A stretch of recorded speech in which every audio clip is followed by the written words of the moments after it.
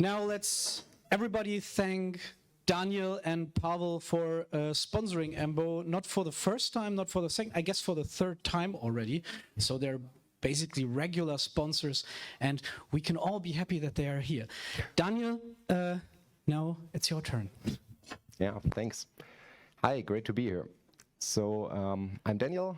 I'm working at emBev, and we try to improve the embedded build by providing a test system that makes low-level microcontroller testing possible. And today I want to speak about test-driven development in the context of microcontroller. So I will briefly introduce the basics and then explain why I think there is an elephant in the room regarding test-driven development. So first of all, who of you knows what TDD is about? Okay, I expected that much. I have only one slide for this. Who of you is using it regularly on microcontroller? 1, 2, 3, maybe 4 people. Okay, great.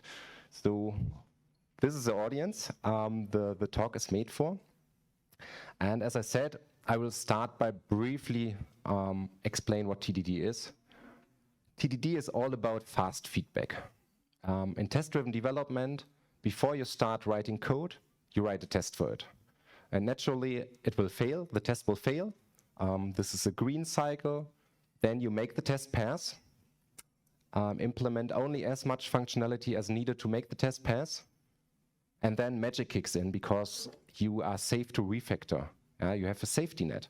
You can refactor and the tests will detect any breaking change you make. So this is really great. It was introduced by Kent Beck. He wrote this famous book back in 2002. It's still a very good read. I can highly recommend it. And TDD requires quick and automated feedback, because only then, if you have quick feedback, like running the tests and know if they pass, you can employ this principle. And this brings us to our embedded domain. And feedback is a little bit problematic there. I mean, in traditional software, if you write like a desktop software program, you can run unit tests and you have the results. Or you can even click through your application and test it manually. It's also, in some cases, viable and quick. But what about our embedded world? I mean, we cannot just run the binary. We need the hardware. Yeah, we need to flash the hardware, then maybe connect sensors and this environment to our system, then bring it in the situation we want to test, and finally we can test it. It's really cumbersome. It's a manual process, and it takes time. And what about testing isolated parts of the code, like traditional software, like unit testing? Can we do this? Of course we can. And actually there is a whole book written about it by James Grenning, Test-Driven Development for Embedded C. It's not only for embedded C, it's for C++ and all the other languages as well. Great book. Who read it here in the room? Oh, that's not enough hands. So still highly relevant. Get your copy. He proposed something that he coined dual targeting. So this means you split your code basically into parts that you can run also off-target. Off-target means running on your PC. This is the first step, and I will briefly explain what he means by it, because this is really the basics you need to know. So he says, okay, you can do on-target testing. On-target means you run your tests, your unit tests, on the microcontroller. To do that, you first need to compile your code and your tests, cross-compile it, yeah, for your microcontroller. Then you can flash it, run it, and view the results on your PC. And of course, this process is rather slow and sometimes difficult to automate, because you need the hardware, you need to automate a flasher and all these things. So he proposed off-target testing. Off-target testing means you develop your code and your tests, and then you compile it. You don't cross-compile, you compile it. So for example, with your native GCC or Visual Studio for your PC. and then you run it on your PC or on the continuous integration system. If you're able to isolate your code so that it compiles on your machine, on your developer machine, it's a really fast process, and of course easy to automate. This is what all the other branches who don't have to mess with hardware regularly do. So first thing and most important thing is decoupling your code. This code snippet here is calculating a checksum, CSC. And what do you think? Can we test it on our PC? Will it compile on our PC? No, yeah, some people say yeah, some people don't. It's a contrived example. Probably it won't, because on your maybe on your PC this header here is missing in your PC toolchain, like this ARM Cortex M33 specific header. No. But do we really need this header? I mean, it's just a computation. Can we decouple the dependencies so that it runs on your PC? Yeah, of course. I mean, this header seems to be used only for these specific our uint definitions. We can replace this with standard C++, and then it will compile. And this is great because we can test this bunch of logic on our PC. Okay? So this might be a simple test. Yeah, just a unit test. You can pick basically any testing framework you want, because you can compile it with your modern toolchain, like recent Visual Studio, recent Clang, recent GCC. You don't have any limits in terms of resources. So this is off-target testing. The critical part here is to isolate the dependencies. If you are in a legacy project in embedded, sometimes this is just not feasible. You cannot isolate parts of the code and make them compile on your host machine because everything is so intertwined. Okay, so can we do TDD with off-target testing? Yeah, partly. We have, I mean, the requirements for TDD are fulfilled. We have automated feedback, and it's quick. Yeah, it's basically your compile and link process, your build. So this will work. But there are risks, and people, I think, don't often talk about these risks, and some people are not even aware of them. I think most of you will be aware, but still, I want to repeat it. What you test in off-target testing is not what you will have in your product later, because you test with your with a different compiler, and it's a different architecture on your PC. So there are parts of the code that will change their behavior. For example, here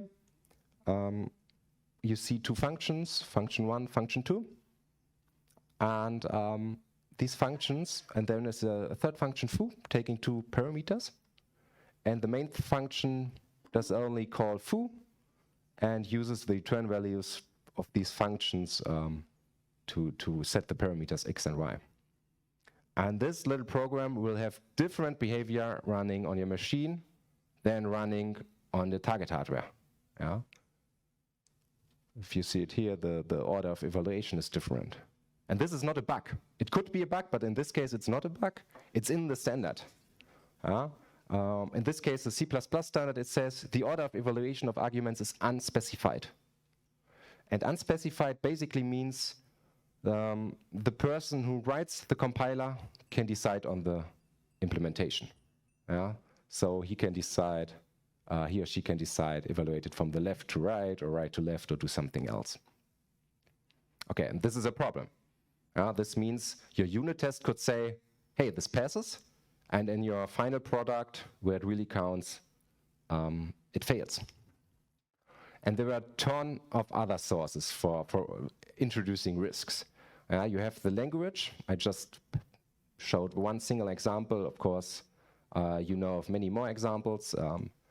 C++ in particular is very problematic in this regard. Of course, you can have hardware bugs, really rare hardware bugs, like the one I linked here. And you can have toolchain bugs. If you look in a recent compiler, there are hundreds and thousands of bugs listed. Most of them are only in very rare conditions, but still, these are the conditions that will not be tested by system testing and end up in your product. Yeah? Why not catch them? Can we catch them? I mean, can we take this piece of code, compile it for our microcontroller, in this case, maybe this STM32 chip, and then write a unit test? Of course, we can do that. And this is called on-target testing. So on-target testing introduces a few limitations. I mean, think about it. You have your code, you write a test, and then you need to compile it. Maybe in embedded projects, you sometimes have very old compilers, and so you cannot just take the recent catch2 version that requires a given specification or a given standard of the C++ language. It just won't compile with an old compiler. So you need to be careful to choose a unit test framework that's supported by your toolchain. For deeply embedded, there's, for example, Unity. It's C-based, limited in its functionality, but it's sufficient. Yeah, you can do many tests with it. So you need to integrate it. How to get on-target testing in your projects? You need to integrate it. Yeah. So integrate this test framework in your compile process. Maybe adapt it so it really compiles for your microcontroller. Change it so it streams output maybe to the UART, so you can grab it on your PC and then somehow display. And for each test, yeah, of course, you need to write a unit test, flash the target, hopefully automatically, and then run the binary. Can we use this to do TDD? I would say yes. From my experience, it's really possible. If you have a setup, you can automate it, also from your CI, and the feedback can be quick. I mean, some people say less than 6 seconds is needed to have a good TDD workflow. I would say 10 seconds is also sufficient, and you can get this with your microcontroller. If it's not too slow and you have a good flasher, then this is possible. Okay, questions so far? This is basically what James Grenning proposed in his book, and now I will talk about my thoughts, what limitations are still there, and what's the elephant. Okay, no questions? So, what about pin behavior? I mean, if we have, with unit testing, we basically are limited to logic functions. Yeah, we need to isolate dependencies. So we need to isolate our hardware. But honestly, in embedded, this is where it's getting really tricky. I mean, the hardware, modern microcontrollers are hugely complex. Yeah, you download the reference manual and it's like 6,000 pages. And potentially each page is relevant. And these peripheries, they are connected to each other and you can have some funny side effects. So this is really something we need to think about. So if you have this code here, this is for an STM32 generated with their HAL CubeMX. How do we test this? If it's putting, I mean, you can read the code. There's here a UART initialized with the given baud rate, and then some data ABCD transmitted. How do you test this?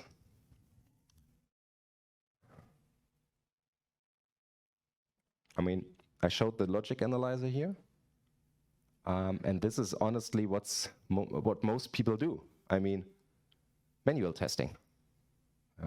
So on their bench, they have their microcontroller, and then they connect a logic analyzer or some other probe. Maybe they need to solder to get access to the pin.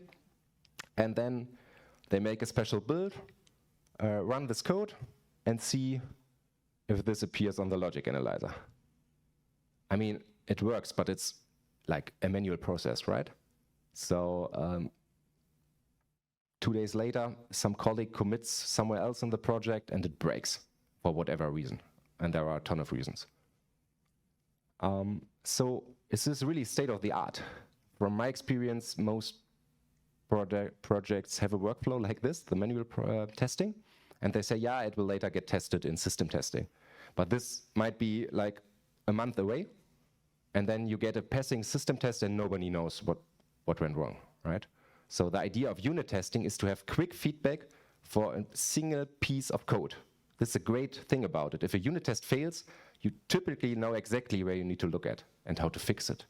And in TDD, if you do it really really like you follow the follow it from the book. Yeah, you have so detailed tests, you know exactly what is wrong. So in fact, there is an alternative. This is called register-based testing. And I think this is where this is an approach that is fundamentally wrong and broken. And let me talk about it. So the idea is, yeah, we have this reference manual. I mean, it's a specification. So we don't, it will say, okay, if you write this value to this register, this will happen on the pin. Yeah? And in principle, this is right. But as I said, this reference manual is huge.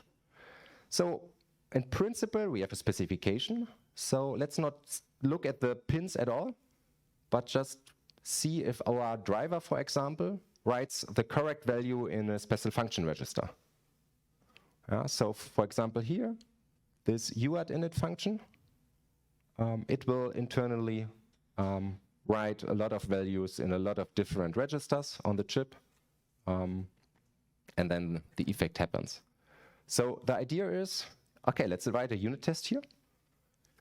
For example, let's test if the init function is correct. Let's focus on the initialization. Is the UART initialized with the correct baud rate, the correct speed? So you write a test here. You initialize it with the given baud rate here. Then you call init. And then you do your asserts against the register values. So the special function registers like BRR here. But what is the right value? How do you find it? And then it's getting really messy. You need to look at the reference manual. So first step, open the reference manual. Scroll to chapter 57. And then you find this baud rate register, which looks really promising. And okay, it's some 15 bits here. And there you have it. This bit contents correspond to user diff. Okay, what is user diff? You scroll around. I think the UART chapter has only 86 pages or so. And you find this equation. Great. So the baud rate, that's the thing we want to test against, yeah? Is some clock divided by this user diff.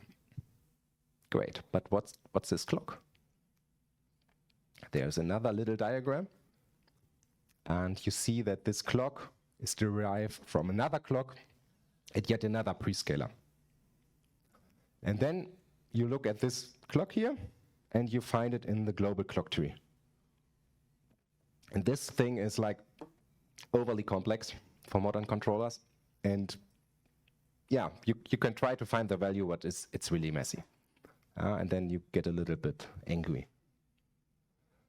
And I mean, what are you doing here? You basically repeat the process people do when writing the driver.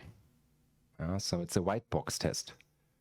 And this is fundamentally broken for doing TDD. Because in TDD, the idea is you test against the implementation goals. And the implementation goal is that the character appear on the UART with the correct speed. and not that some internal registers have a given value. So what about you write this register-based test, everything passes, and then 2 weeks later a colleague changes some clock. Let's say a clock is changed and the prescaler is also changed, like both are doubled. This will have the same effect, nothing changes. The baud rate is still the same, but the test will fail because it's only testing a single thing. Yeah. So, I mean, I think register-based testing is totally broken. And basically, for modern controllers, it's useless. So, what can we do about it? And this is something we are working on, what we call open loop testing.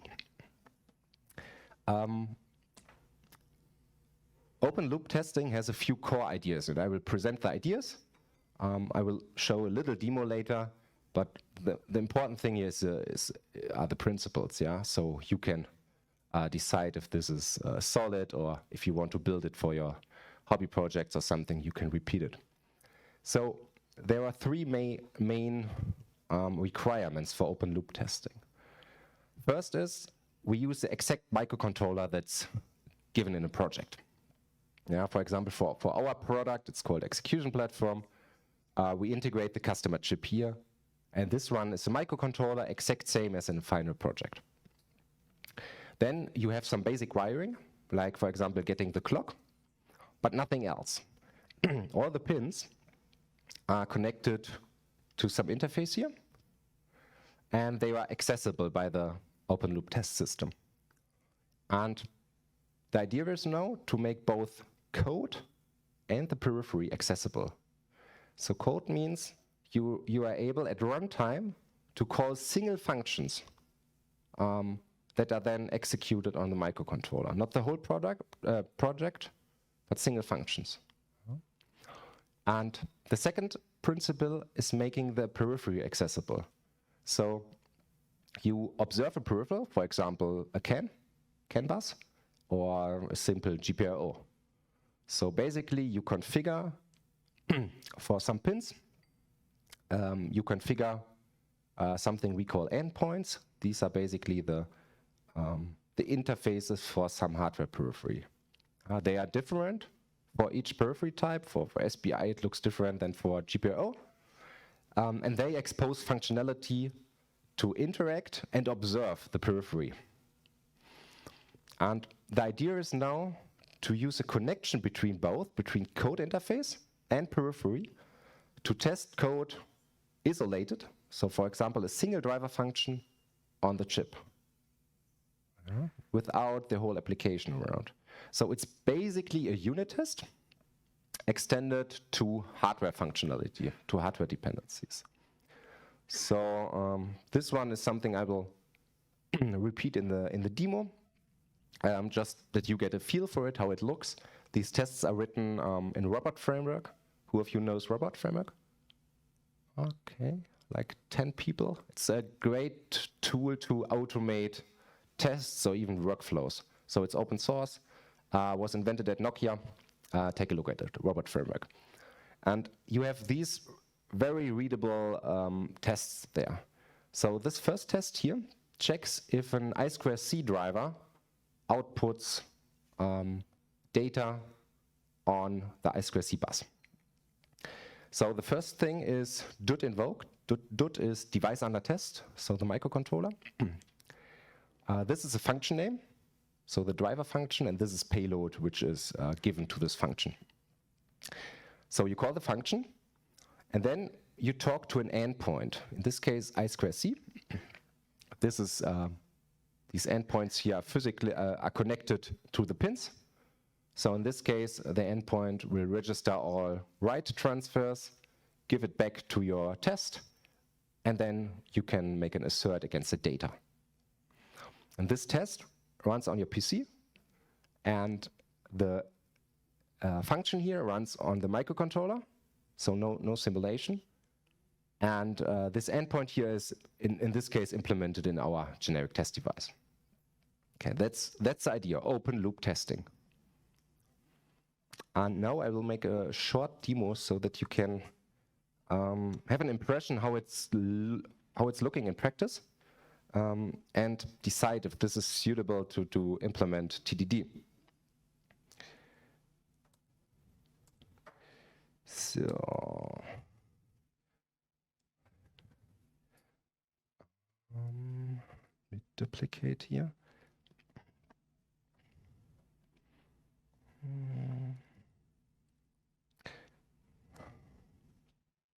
Can you,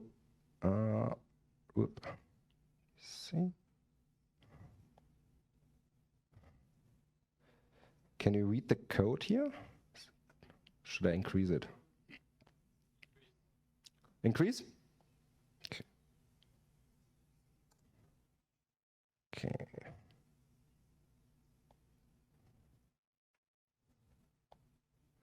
Okay.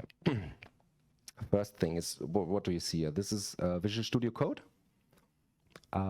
So this the free IDE from Microsoft, and it's running in the browser. You can run this IDE in the browser.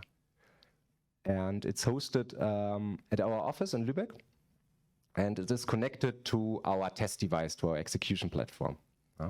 So we can make tests against this chip that's inside the execution platform. In this case, it's an RP2040, so the Raspberry Pi microcontroller. And we will see if our code, we want to see if our code is working.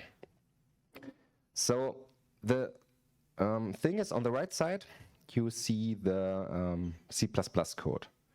What do we have here? We have a write function that's not doing much, taking the payload and using I2C to send it to the pins to address 40. Okay.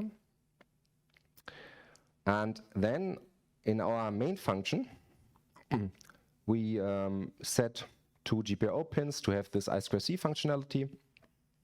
Then we initialize I2C to have 200 kilohertz. And then we register this write function above.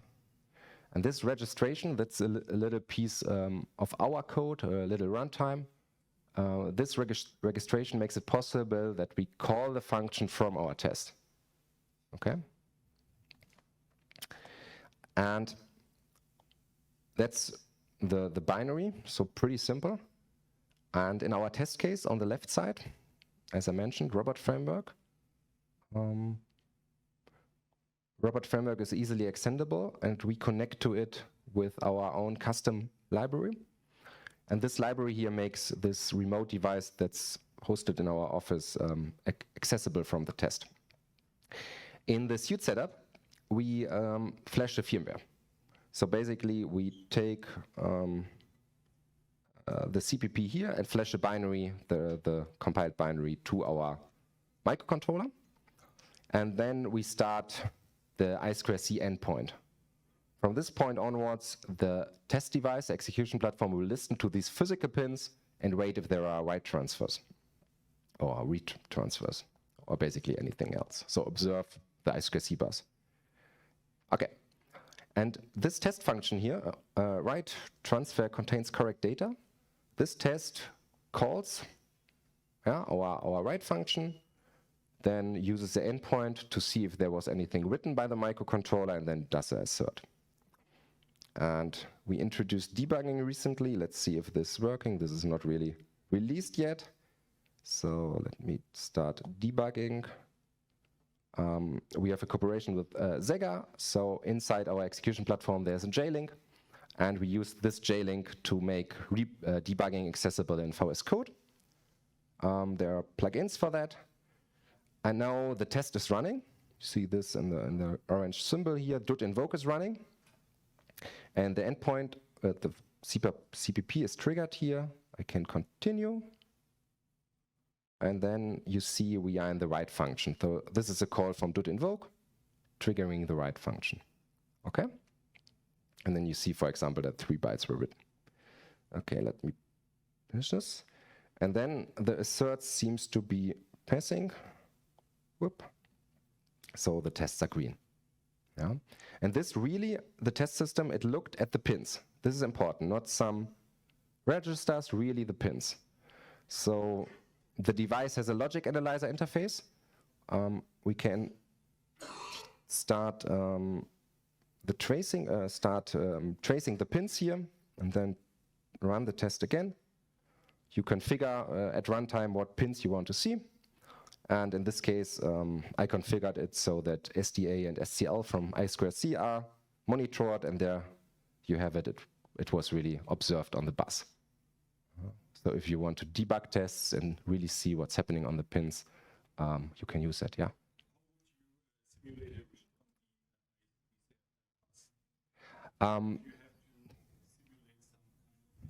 Yes, yes. So the question is, how would we handle I2C read?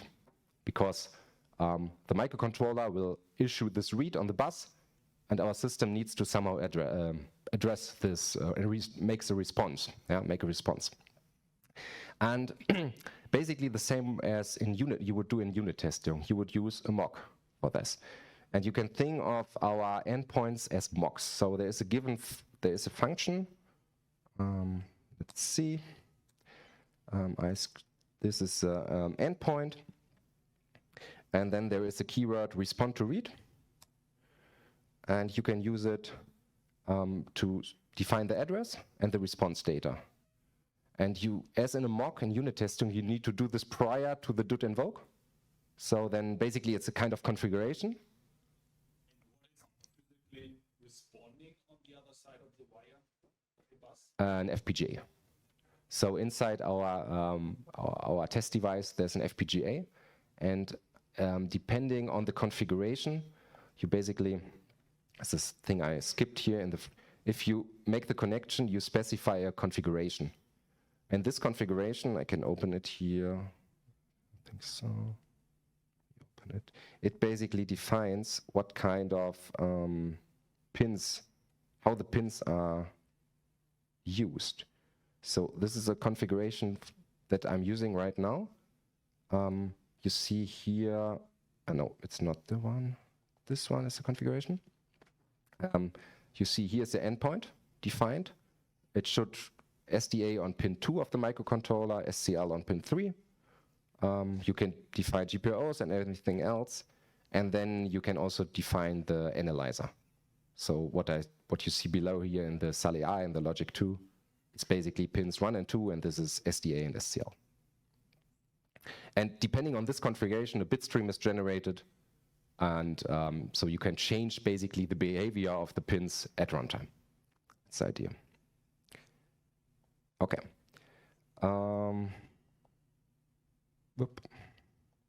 More questions? Okay, then the last thing I want to show, where it's really, it really differs from register-based testing. What if we change the clock? Will the baud rate still work? Yeah. So I wrote a test here. And this test, again, triggers a write for a single character. And then it's using our endpoint to observe the frequency on the bus. So the endpoint continuously monitors for the minimal and maximum period. And you can use this to calculate the speed of the communication. So let's just run this. Should hopefully work. I will close the logic analyzer here. So the test is green. But what if we change the system clock? I mean, I prepared a function here. On the right side, half clock sys. And this is using the RP2040 HAL to change the clock, which is also used for the I2C peripheral, and halve it. Yeah. So it will run half as fast as before. So what if we write a test for this? I mean, when I prepared the example, I found a bug in the HAL regarding this, but it was already on GitHub. But this shows like how easy if you are working on this low level, it's very easy to find errors because people are just not testing it typically. So let's make a test that is changing the clock and then doing the same thing as before. So let's call this half clock sys here.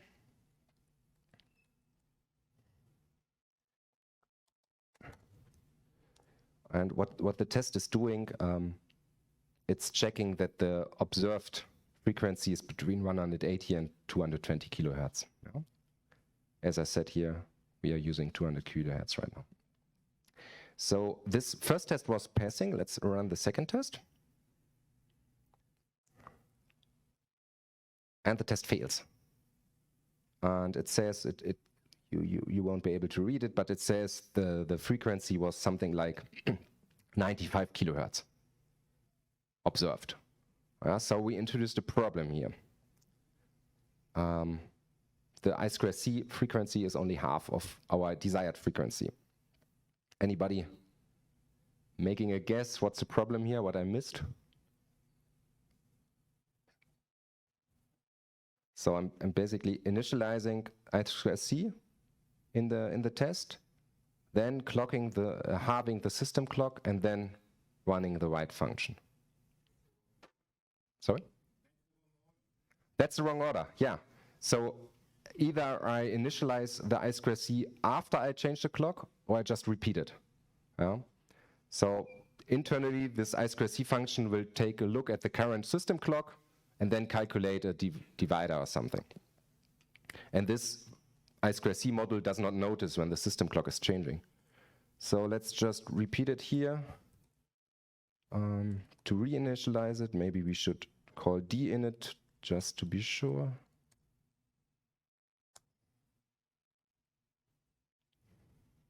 I2C. Now we need to recompile. Press F7. And then we run the test again. And hopefully it will pass now. There you are. It's passing. It's working now. So this is like the change to register-based testing, where these kind of things, you won't notice them. It won't have catch this problem. If you want to try this demo, it's actually public. You can go on our website. There's a link in the slide, and run all these things in your browser, yeah, against RP2040. Okay, let's go back to the last slide.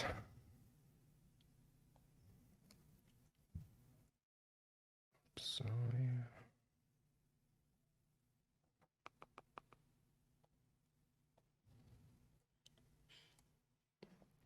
There we are.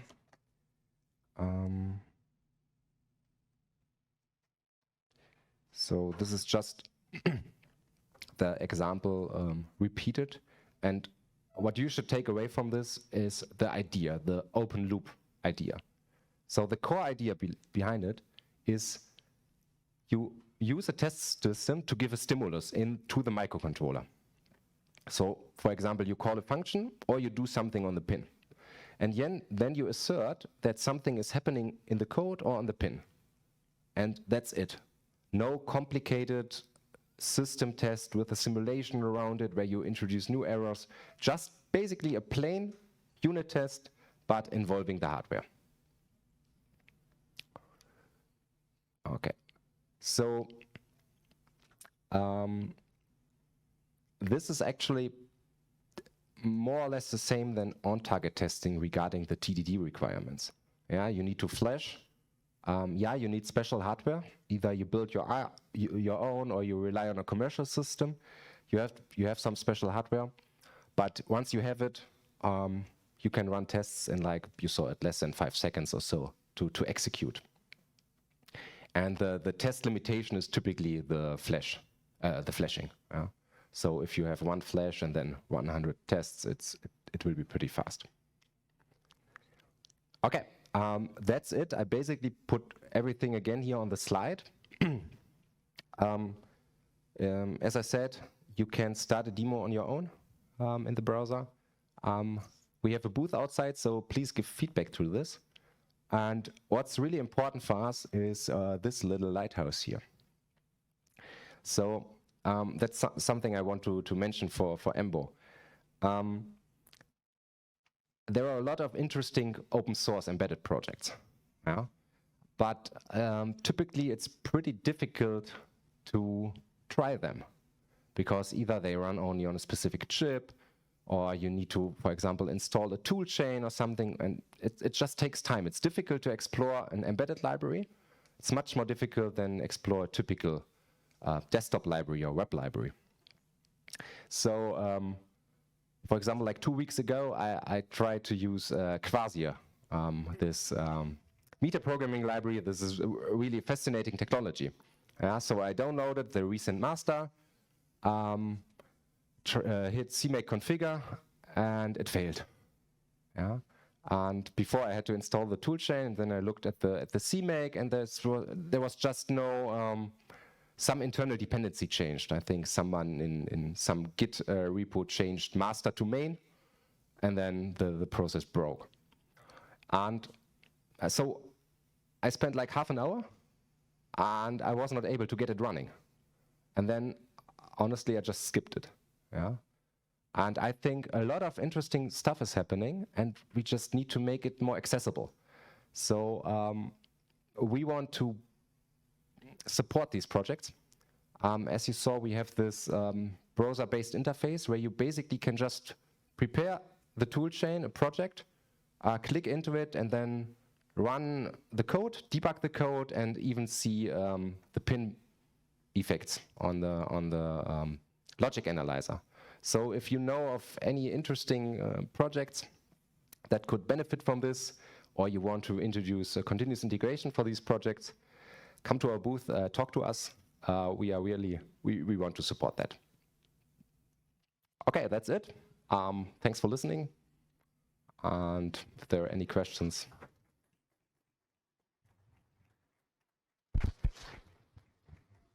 Where do I have to go? Oh, that's short. Wait.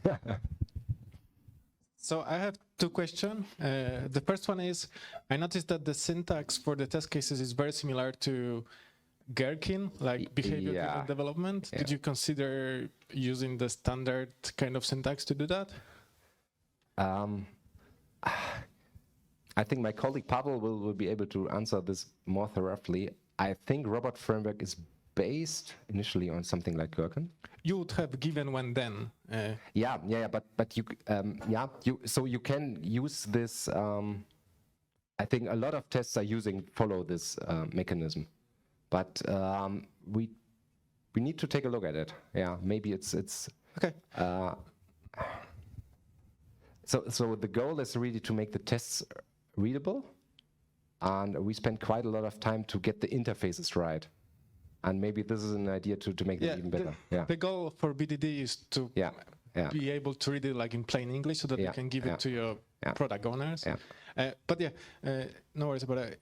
I actually have another question related to, you pointed out the unspecified behavior if it comes to the function calls. Did you consider, like if you have a compiler which supports cons.expr, you could do the static assert kind of testing in which a lot of those things you could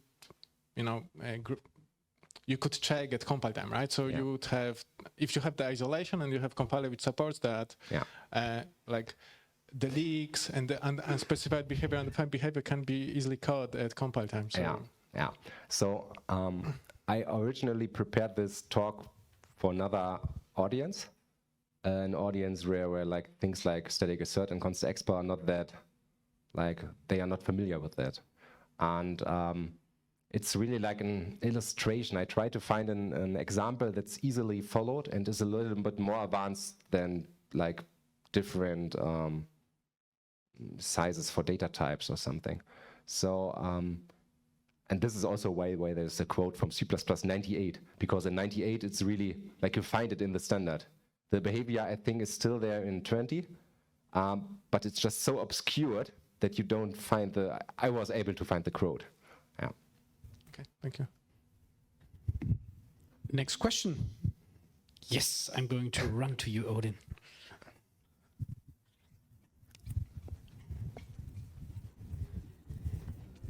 No questions to Quasir, please. So he's now going to explain to you how to actually compile Quasir. No, I was actually going to note that apparently we need this. How exactly does it work? Like, so if I wanted to make the repository available to your system, do I just send you the link and start writing tests, or do I have to put this button in my README and then it forwards to your stuff and then? Yeah, basically, that's runway. We are still thinking about it. We propose like two things. First thing is adding continuous integration. So you would have some tests in your repo, linking to like a public Jenkins or something, or GitHub Runner or anything that is executing the tests for each commit on our system. So our system would basically, it's network based anyway. So you can exit it from anywhere, and this would basically be a public instance. And this would also make it possible that, for example, you open, you open, don't move, that you open it like in code spaces or something immediately from GitHub, that everything opens. And the most straightforward solution for the time being is we have this RP2040 in some demo systems, and just integrate your stuff, your project into our examples. And then anybody who connects can run the examples. Sounds awesome. I mostly just wanted to make Stefan run. Okay, are there any other? Yes, I will go to the front again. So, Stephen, go ahead. Thanks, great talk. Does your framework also have support for sanitizers, for capturing bugs detected by sanitizers? No. So sanitizers and everything, if I understand the question right, is more like the toolchain around it. So I think it would be really good to introduce in our example VS Code toolchain the state-of-the-art sanitizers and everything. To have a tool like an example toolchain, how modern development is working. And this morning when we drove here, we actually thought about preparing this and making a talk out of it, like how Visual Studio Code can be leveraged to combine all these different little helpers. Because I really think this is an IDE that's very promising. I mean, there's a lot of traction, a lot of extensions are actively worked on. And if you combine all these things together, configure it so that like beginners could see how a toolchain might look like and how much problems are caught by sanitizers, then yeah, this would be a good way. If you want to introduce it, talk to us. We can maybe implement it. Yeah. All right. Other questions? Yes, Florian. Regarding your effort to make this technology available to open source projects, having the live demo also means that I could brick your MCU, right? Yeah. I could enable the security feature that doesn't allow JTAG access or whatever. Yeah. Do you have any idea how you're going to protect against that? Yeah. Good thing.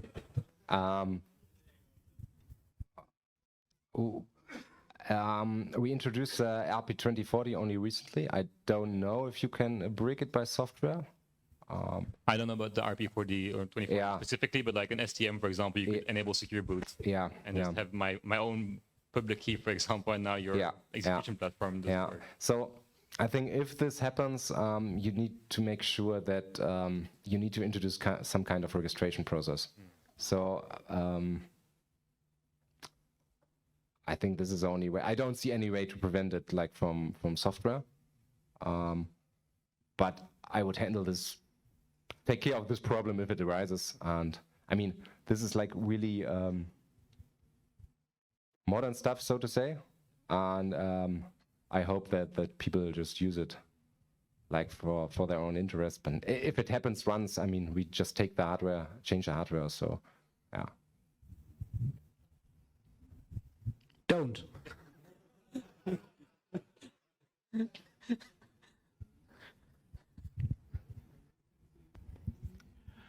So you mentioned that you had an FPGA in there and that the configuration was based on sending a bit stream to that. Does that mean that there's VHDL or Verilog that gets synthesized and being put into a bit stream and put into the FPGA? Because that sounds like more than a 3-second build. Yes. So indeed, there is like a web front end where you put in the configuration I just showed you, and then our system will create this epconfig file with the bit stream. And this might take like 50 minutes, 30 minutes, but it's a runtime process, yeah? For each configuration, you typically don't need that much. Yeah, you need to wait initially for this time, yeah. That's right. And there is some way of being alerted that you can now actually start working, or is it just, I hope it's ready now? No, it didn't work. It's probably either not ready or broken. You mean the bitstream generation? Yeah, so can I see that the bitstream generation has been carried out? Yeah, so actually this is a whole different tool. What you use from the test sequence is just this epconfig file, and you need to create this file with a web frontend from us. So it's like cloud-based, you connect, and then there is an interface that shows you if you made stupid errors in your configuration. Yeah. All right, we're going to close with that. Thanks to Daniel once again.